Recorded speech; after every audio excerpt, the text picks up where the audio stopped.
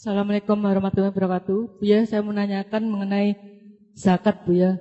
Kalau misalnya bekerja dapat pesangon, misalnya dapat pesangonnya 50 juta. Dapat apa? Dapat pesangon, berhenti bekerja dapat pesangon.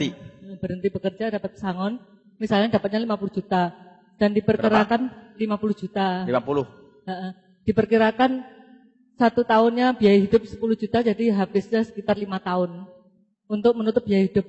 Untuk zakatnya apakah tiap tahun dari yang tersisa itu tetap pesangon harus itu sekali atau berulang-ulang?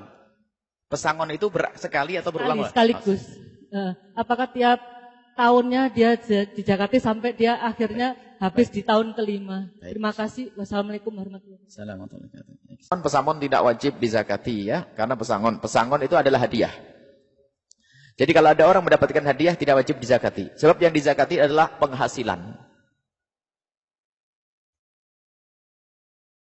Di dalam madhab Imam Syafi'i cuma 6 saja. Akan tapi madhab Syafi'i, ulama Syafi'i akhir zaman sudah berpikir tentang zakat, misalnya zakat profesi dan zakat kontraan dan sebagainya. Zakat penghasilan itu bisa dimasukkan kepada bab zakat. Akan tapi masih ingat syaratnya sangat diringankan. Harus 1 tahun, berjalan 1 tahun. Dan nisabnya memenuhi nisab dan 1 tahun. Misalnya, kalau belum 1 tahun sudah sampai nisab, sangat jelas. Akan tapi kapan diwajibkan kalau memang sudah sampai 1 tahun. Ini misalnya orang punya gaji 10 juta. Kalau 1 tahun dikumpulkan seandainya 10 juta kali 10 sudah 100 juta. Maka itu sudah wajib zakat. Di dalam madhab Imam Syafi'i itu sebelumnya tidak ada zakat seperti itu. Tetapi ulama akhir zaman mintakhirin minasyafi'iyati sudah berpikir untuk yang demikian mengambil dari usul madhab Imam Abu Hanifah. Maka wajib zakat, maka zakat diringankan. Nisabnya seperti nisabnya emas dan perak, seperti nisabnya emas, yaitu 84 gram. Kemudian zakatnya 22,5%, dan nisabnya pun membentang dalam 1 tahun. Jadi ditunggu kalau 1 tahun penghasilannya seperti itu, maka wajib. Misalnya kontraan sama. Anda punya kontraan rumah, berapa per tahun? Per bulan tidak apa-apa. Per bulan. Tapi kalau dikumpulkan 1 tahun, sudah terkumpul berapa? Senilai emas 84 gram, maka sudah wajib zakat. Tapi ingat, untuk zakat profesi dan zakat kontraan itu setelah bersih untuk segala sesuatu yang ada urusannya dengan kerjaan dan kontrakan. Misalnya penjagaan rumah kontraan. Ya. Rumah kontraan nggak akan ada yang mau ngontrak kecuali ada yang jaga perawatannya.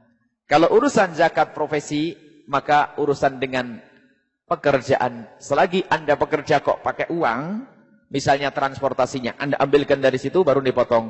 Tapi urusan di rumah lain. Urusan anak sekolah, urusan nafkah, itu tidak masuk di situ. Jadi, saya punya gaji 10 juta, maka dipotong. Kebutuhan saya bekerja. Mungkin bayar sopir 1 juta, potong 1 juta. Mungkin biaya untuk bensinnya 1 juta, berarti 2 juta. Jadi pokoknya dipotong untuk segala sesuatu yang ada sangkut pautnya dengan pekerjaan tersebut. Pekerjaan. Yang lain enggak itu. Jadi berarti kalau kebutuhan untuk sopir sama mobil 2 juta berarti sisa 8 juta. Maka dari 8 juta nanti kalau kita kalikan 12 menjadi berapa? Lebih dari 45 juta.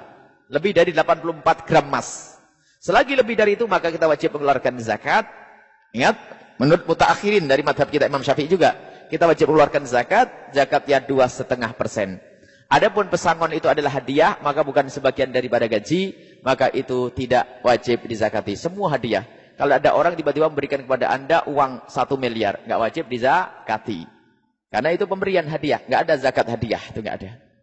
Karena hadiah itu bukan buah daripada hasil keringat. Loh, tapi kan karena saya bekerja, sudah ada rutin itu hadiah pesangon, sudah hadiah, tidak wajib zakat. Jangan mewajibkan sesuatu yang tidak wajib. Ngerepoti, kasihan nanti ya. Pesangon habis itu tidak punya gaji lagi setelah itu. 10 biarpun banyak 50 juta, tapi umurnya panjang nanti juga. Habis nanti. Jadi tidak wajib zakat kalau ada pesangon dan hadiah. Wallahu a'lam bishawab.